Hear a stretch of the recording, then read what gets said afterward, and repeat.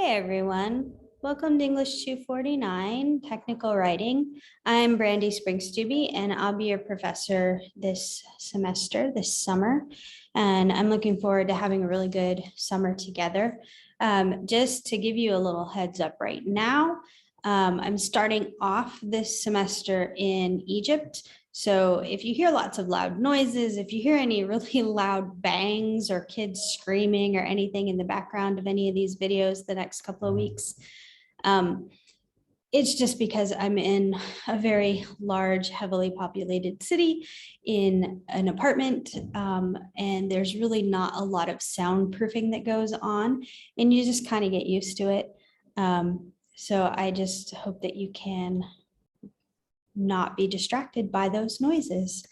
And just to let you know, I will be returning to the States at the end of May. So my flight is scheduled for the 25th of May, and I'll be back into Michigan that afternoon and then back into Grand Rapids the next day, the 26th. So for the first few weeks, I'll be here in Egypt, and obviously I have all the technology stuff that I need right now.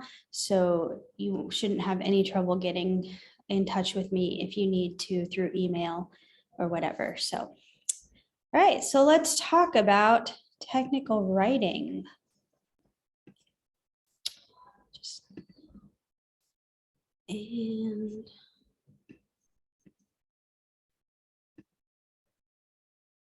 All right.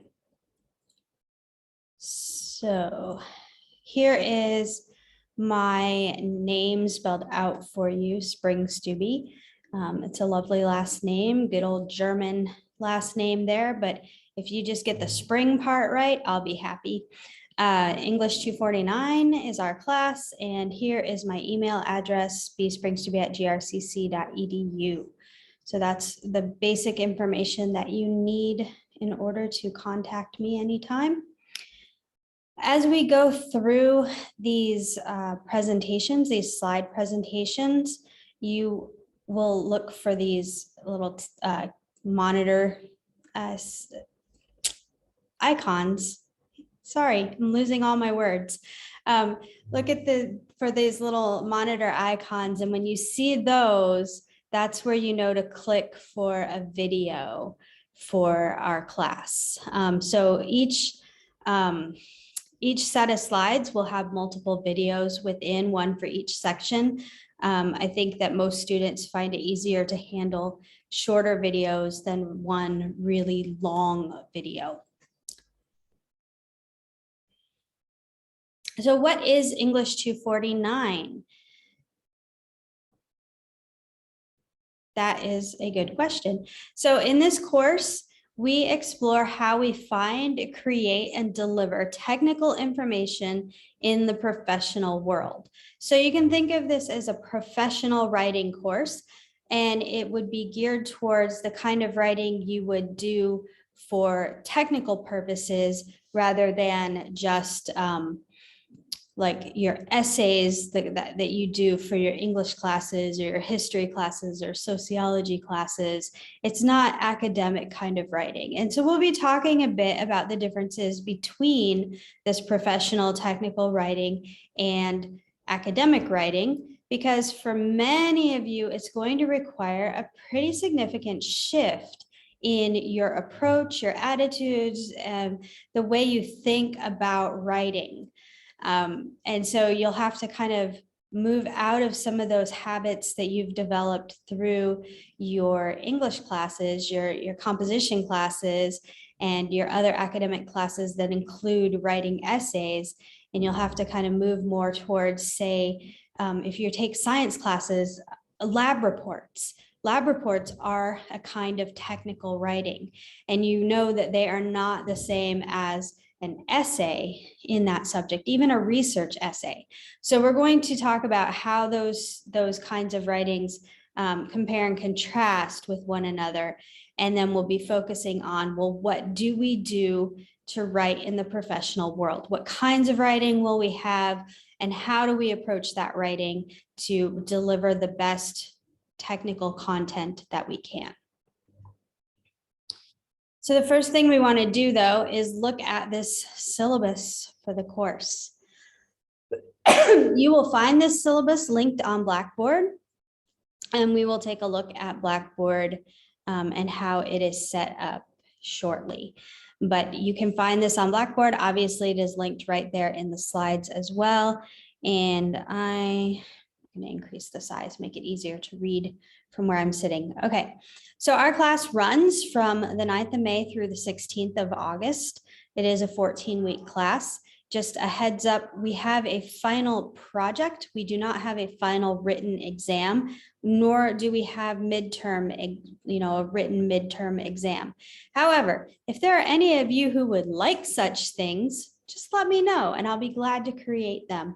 I'm not really an exam kind of person. I prefer more of the application kind of things, but I know that, some people actually like the exams. So if that's something you feel strongly about and I get enough responses about that, I am happy to shift things and create a midterm and a final exam. If we do have a final exam, it will be due on the 16th of August, just so you know, so you can plan ahead here. Here is my name for you written out, Brandy Springstube. Like I said, I'm happy if you just get the Spring. I'm good with that. I went by Miss Spring in all my classroom teaching K-12 years anyway. My contact information and availability. I prefer to be contacted through email. I've had a lot of trouble with the voicemail system at GRCC. I've been locked out of my voicemail many times. I don't even know if I can access it right now anyway. So the best bet is through email. You can also add me to Google Chat right there in your Gmail, your GRCC email kind of side menu, and I can chat with you that way as well. But just so you know that once the semester gets going, there's a lot of email that comes through, and sometimes it takes 48 hours to actually be able to give you a response. So don't panic if you don't hear back from me right away. I do try to respond sooner, but to be honest, there are some days where it's just not possible. Also, I don't check my email after 5 p.m. generally. I don't check it on weekends or on holidays. I'm a firm believer in work-life balance, and it is best for my family that I maintain that work-life balance as best as possible. And I encourage you all to set your own boundaries around things as well. I know it's difficult though when many of you are probably working full-time in addition to doing school, you have family obligations and other things. So I do understand how difficult that is. Remember, I was in your situation, not just for undergraduate, but also for graduate school. So I get it. Email. If you're going to email me, and I welcome you to email me, please make sure you've done your homework first, meaning if it's a question you have about an assignment, make sure that that question isn't already answered in the slides or the assignment document, that the answer isn't already on the syllabus or on Blackboard in the resources that I've given. Ask a classmate.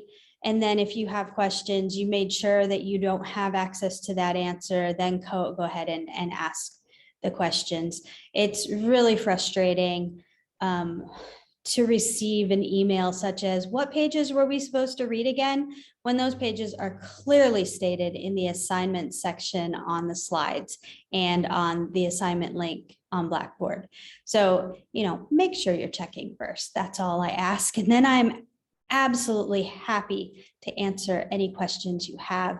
And if you are someone who needs more of that face-to-face interaction, we can schedule a virtual office appointment. When I get back to the States, depending on, just how things are going, overall, many situations, I might be even up to some face-to-face meetings as well. So yeah, office hours. I don't currently have set office hours. So really just let me know what works for you and we can schedule that by Zoom.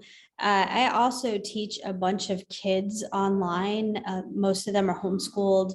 And, you know, I'm not really sure what all of their summer schedules are going to be and how that's going to go right now.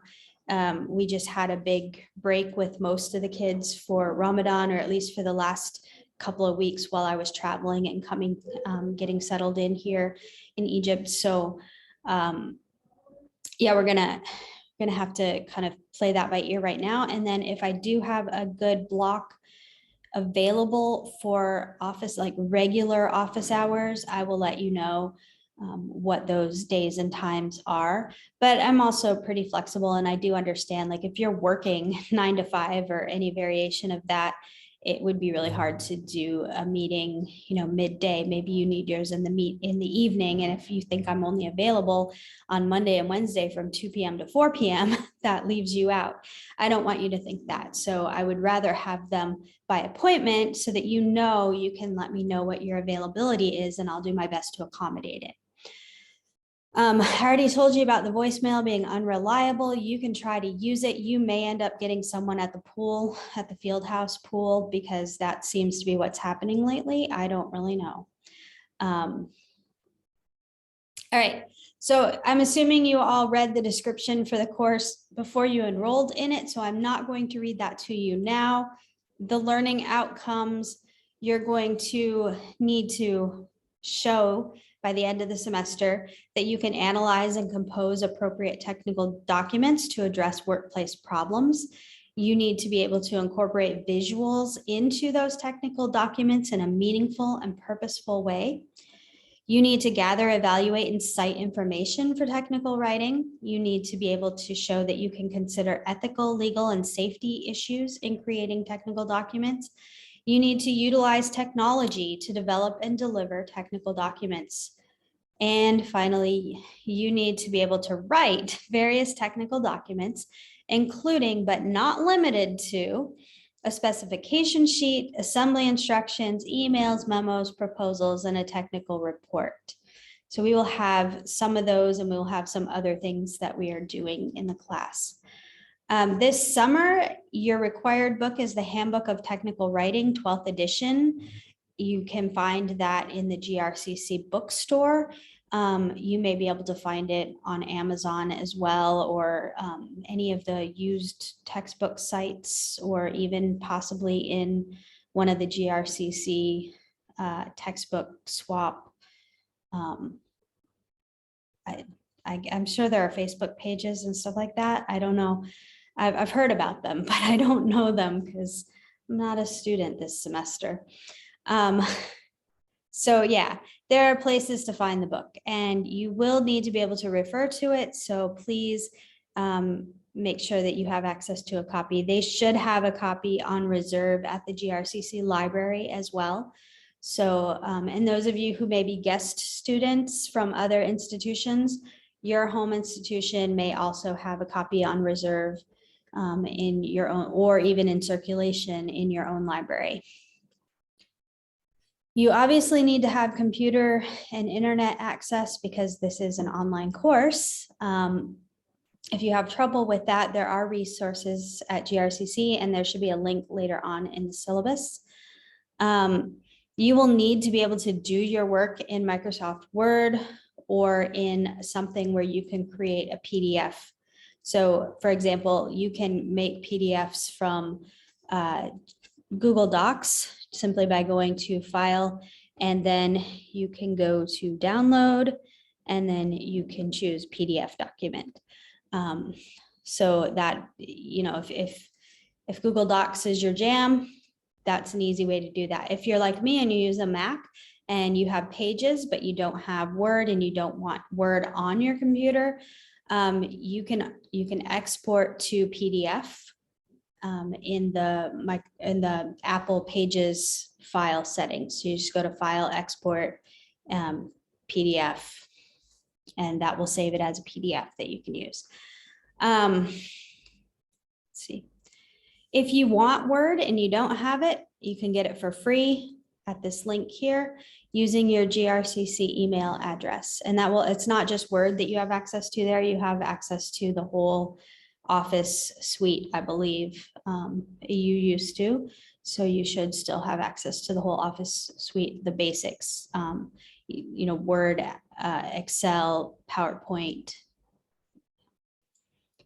Google Slides, I use Google Slides because it's easy, because if I notice something left out or a mistake, or if you ask me to add something for clarity on a slide, I can easily edit it and not have to then save it and then upload it again. So Google Slides is just, and Docs, they're just easy for me to use because of the real-time editing that can happen and save some time. If you want to use PowerPoint, you are allowed to use PowerPoint for certain assignments, so that's fine. You cannot,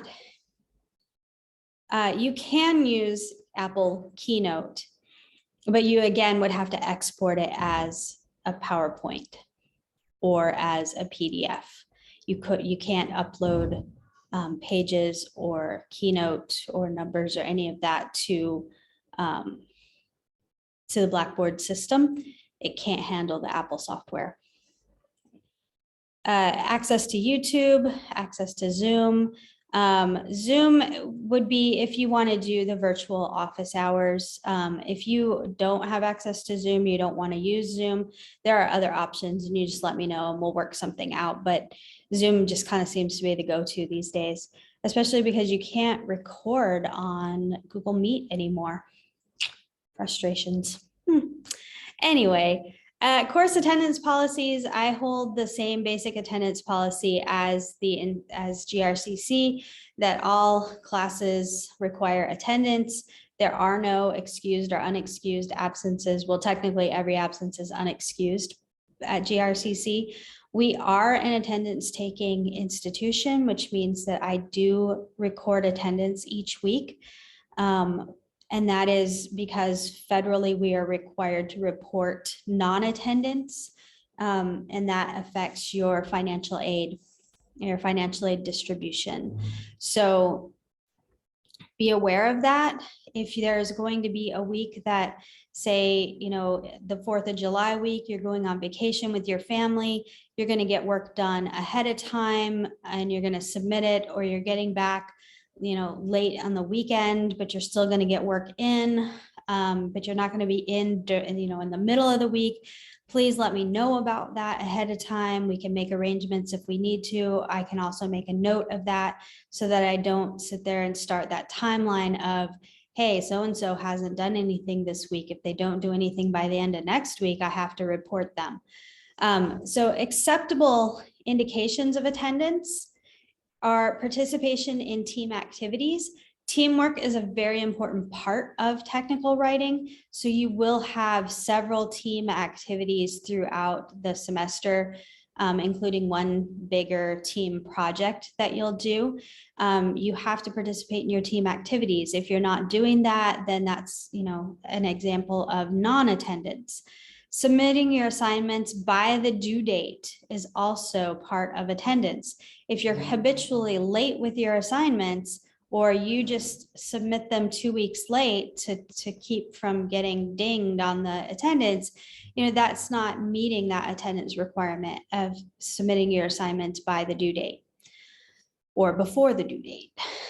Substantive contribution to class discussions and group workshops by the due date.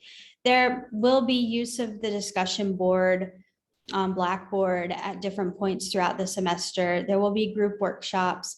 A lot of these group things will take place on the discussion board. Some of them will take place in Google Docs or in a Google setting to make it easier for the entire team to work on one document at a time. And then replies to your classmates that indicate engagement with course material and with your peers, not simply, oh, I agree with you, good point. That's not engaging with your peers. That's just like anybody can do that. You don't even have to read it to do that. So, you know, you have to actually be giving some some substantive feedback, yeah, you have to have content. You have to have content. All right. So big point here: to be successful in the class, don't wait until the last minute to start your work.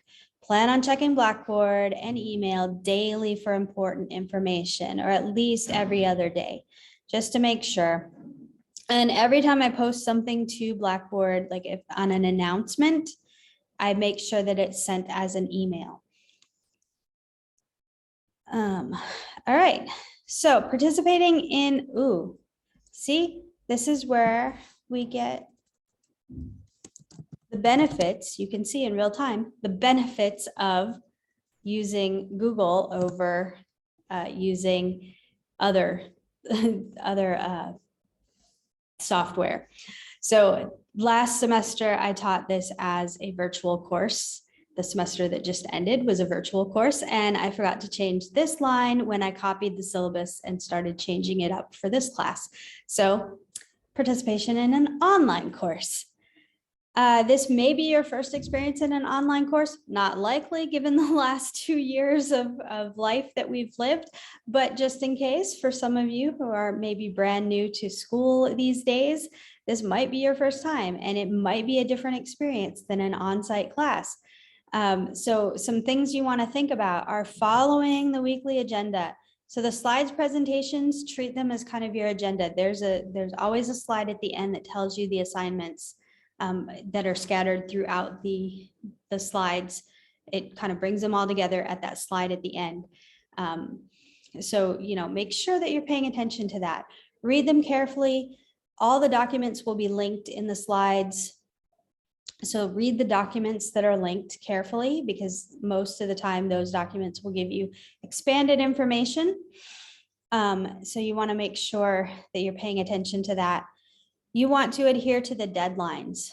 For some of you, you may find the Reminders app on your phone a really good tool to use, reminding you to submit X assignment by whatever day and time, reminding you to meet with your team, reminding you to make revisions to whatever. Reminders app can be a really good tool. I use it to remind me to pay my phone bill every month, because I pay my sister and she makes the one payment for the big family plan that we're all on. Or most of us, because my parents dropped out, my husband's not on it, but most of us are on this plan. So I use that Reminders app for that and for other things as well. So adhere to the deadlines and then participate in the discussions. Like I said, you really need to be participating in the team meetings and other group type activities. We'll be using different tools for that. Each tool will be made clear to you before you have to actually do the work.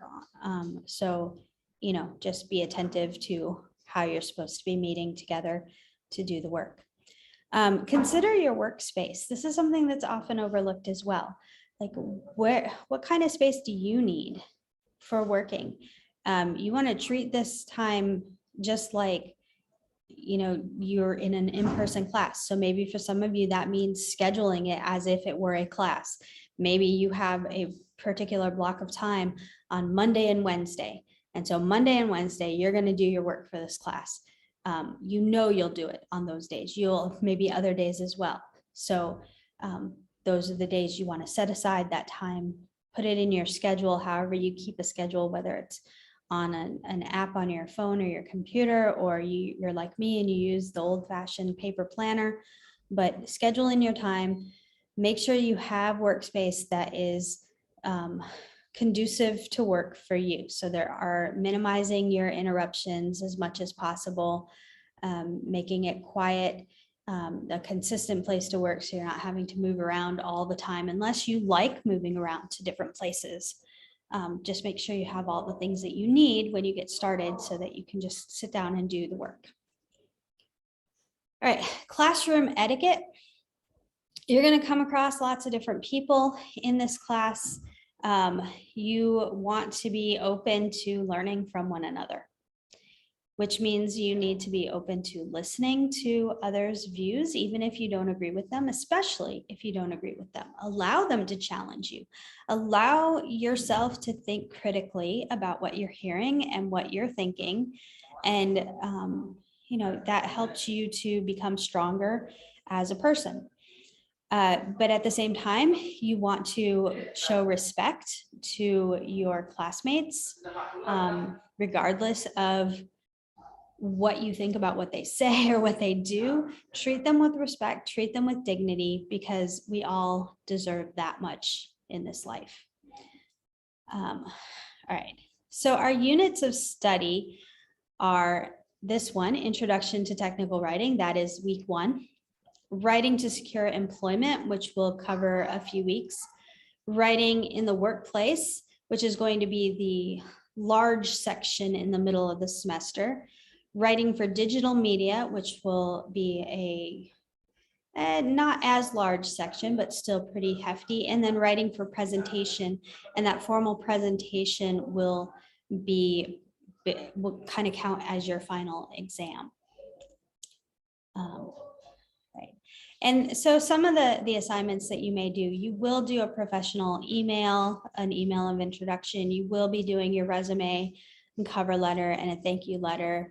Some of these other things we may switch out with some other assignments as we go, just depending on time, on interests that you indicate to me, on the field of studies that are represented, fields of study that are represented in this class, like in the population of the class. So, these are just some of the kinds of assignments that you could see going through. Okay, to submit assignments. First thing you should know, that unless you are instructed otherwise, which you will be for our very first assignment, you are not to submit assignments via email. They have to be submitted via Blackboard. Again, unless I tell you otherwise. And if there's a problem, you need to come to me and talk to me about that so that we can make whatever accommodations we need to make. But otherwise, failure to submit through Blackboard results in a 0. Anything submitted after the official due date is late, and you're not going to receive credit for it. So if there's a problem with technology, if there's a problem with life, whatever, you need to talk to me in enough time to make decisions. And you don't want to wait till the last minute to try to submit your work or to start your work. But definitely, you don't want to wait until the last minute, because say you wait until 11:55, your work's due at noon, there's only 5 minutes and there's a power outage. That's a problem, especially if 5 minutes earlier, there wasn't a power outage and you could have submitted it. So really just, thinking ahead. If you know that you are working, you're going to be at work from, 9 in the morning until 4 in the afternoon, and the work is due at noon, you need to get up early enough to submit it in the morning before you go to work. Not wait until you get home and then email or put a note in the comments and say, oh, sorry, I was at work and I didn't get a chance. Think ahead, plan ahead, think ahead, work ahead.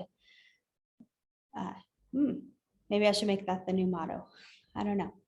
All right, so all assignments have to be submitted as a Microsoft Word document, a PDF document, or a PowerPoint unless otherwise instructed. So there may be some assignments where we have something different. We might have an MP4, a video. We might have some other form like a Flipgrid or something like that. But unless otherwise instructed, assume that it has to be Word, PDF, or PowerPoint.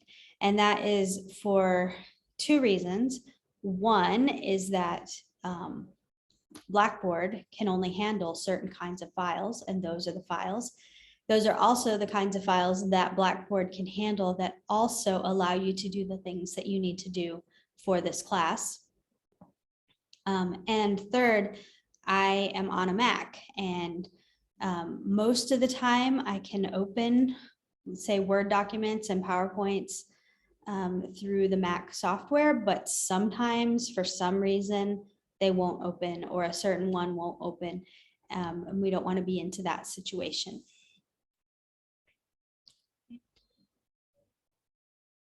So if you decide not to submit your work the way it's supposed to be submitted, you're not going to get credit for it. So make sure you read those pieces of information. All right, the grading. Let's talk about the grading here, because there were some students who were confused in this class that we just had. Your assignments are not worth 4 points. They are graded on a 4-point scale. Think of GPA.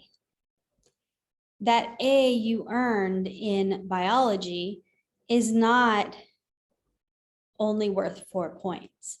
It's on a 4-point scale. Okay, so if you think about this, we look at the matching up here. You know, the A, the 4.0 is you can think of that as the equivalent to 100%. But it encompasses more than just that absolute 100%, because we have this gap here between the A and the A minus. So the A minus is 3.7. So what's in between there? Well, if you're closer to the 3.7, you're in that A minus range. But if you're up at, 3.9, and you are a diligent worker and you have, been doing all the things you need to do, then that kind of bumps it up into that A range. So that range in between these letters, there's a lot of room in there based on what we're seeing is your trends overall when it comes to your end of semester grade. Your assignments will be awarded a 4, a 3, a 2, a 1, or a 0. So a 4 means that you've exceeded all the required parts of the assignment with professionalism. You have gone above and beyond, and you have been very professional about it. A 3 means that you've met all of the requirements for the assignment and you've maintained that level of professionalism. A 2 means that you meet most of the assignment requirements. You might have missed 1 or 2 here and there, depending on what's required. And you might be lacking in some professionalism. Maybe you've allowed too much slang in. Maybe you don't quite have your grammar up to par, but you're still doing pretty well. A 1 means that you're not meeting the assignment requirements, not enough of them. You are lacking in professionalism. You've done something, you've submitted something, but it's just not quite there. It doesn't quite come up to where we need it to be considered a pretty basic representation of technical writing. And then a 0 is that nothing was submitted at all. So when we think about that, again, we come down here and we can see that a 2 is a C. So think about that.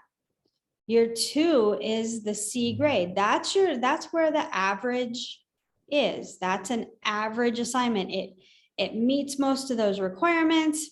It's mostly professional, but it's got some things in it that are a little bit lacking, but it does the job, right? It gets the job done. That's the 2. The 3 is the B. And that's where, again, you're meeting all of your requirements and you are professional and you've done a good job. It looks good. It's solid. Anyone would be happy with it. And then that A, that 4, goes above and beyond. It's the one who is extremely diligent and makes it not just a good, solid technical document, but a beautiful one as well. And that might be in the quality of the language. That might be in the quality of the design, the kinds of images that are included and the way they're included, things that really elevate it. So this is where we're looking at grading in this class. And that might be a shift from what you're used to if you're used to the 100% scale, where an A is a 93 to 100 and an A minus is a 90 to a 92 and so on. But think of it in those same terms though. These are the equivalents. And I find that this kind of gives generally a more accurate understanding of how you have done on an assignment. And each assignment instruction sheet will have the specific requirements and expectations. So you'll know what it means to meet those requirements and expectations. And then you can think, if you're aiming for that 4, how you can go above and beyond those. All right, I know this video is getting long, so I want to make sure that you see that there is the academic integrity statement that says that you can't take ideas, words, organization, or anything else from another source without appropriate acknowledgement of the source. If you do, it's plagiarism. Also, copying or resubmitting your own work from another assignment, another class, is also self-plagiarism and not acceptable. However, I want to put a little caveat in here that there may be times when I tell you you can use assignments from another class or from previous work that you've done in this semester and build off of those or include those in the body of another assignment. That's okay. I've given you permission and that is allowed, but generally without that specific permission or requirement, it's not allowed. It's considered self-plagiarism. Any form of plagiarism receives a 0. And a second offense receives an E for the course. So that would be a 0 for the course, an E. If you have collaborative work, which again, I said you're going to have teamwork, everyone who's on the team who contributes to the work needs to have their name appear on that work, regardless of who's submitting it. All the people on the team who are contributing to the work need to have their names appear. Late assignment policy, as I've said before, you have to turn your work in on time if you want credit for it. And then we have our college policies. So our 14-day absence rule, I kind of alluded to that before when I said we're an attendance taking institution. Students who do not attend for a 14 calendar day period and provide no communication regarding their absence will be reported as not attending to the records office. Right, so if you disappear and you are not in communication with me, and we have not made, arrangements of some sort, an agreement of some sort for the completion of your work, if you are gone for 14 days, I'm obligated to report you to the attendance office, to the records office. And then from there, usually they will try to contact you first, but they will initiate withdrawing you from the course. And that is something that they do. It's not something that I do. It's not something that I do to you. All I'm doing is meeting my obligation, but you and I both know what the consequences of me meeting that obligation are. So if you don't want to be dropped from the class, don't disappear. You're responsible for checking your GRCC email. All communications with me via email need to go through your GRCC account. That is a college requirement, and it is one that I am, again, obligated to enforce unless there is a specific reason why I need to make an exception. If you have any sort of a disability that needs accommodation and you're not already set up with disability support services, you need to do that as soon as possible so that they can get the paperwork done and get the accommodation letter to me. You can read the student code of conduct at the link here. It tells you, how you're supposed to behave in the classroom. It talks about academic honesty, dishonesty, classroom conduct, general conduct, the basics of being a student. Title IX reporting policy is an important one. If you or another student are a victim of any form of sexual misconduct, including dating or domestic violence, stalking, sexual harassment, or any form of gender discrimination, you can report a violation of the sexual misconduct policy directly to the Title IX coordinator. You can also report it to me or any other faculty member. We are obligated to notify the coordinator. So if that's something you're not wanting to do yourself for whatever reason, you can just let me or another faculty member know, and we will take up that situation for you. Right. Campus police. They are available for any situations where you need help.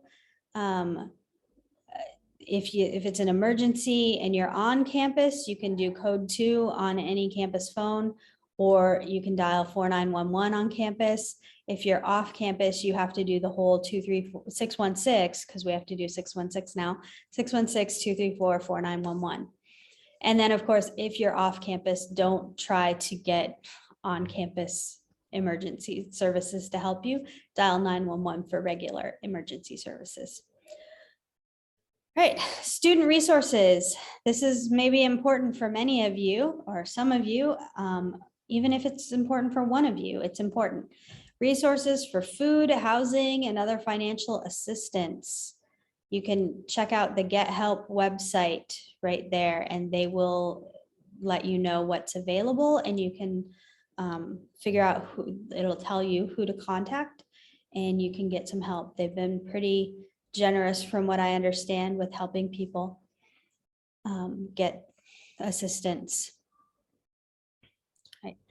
The Language Arts Lab, there I am posting, I haven't done it yet tonight, but I am planning to post the flyer for the Language Arts Lab on our Blackboard pretty soon.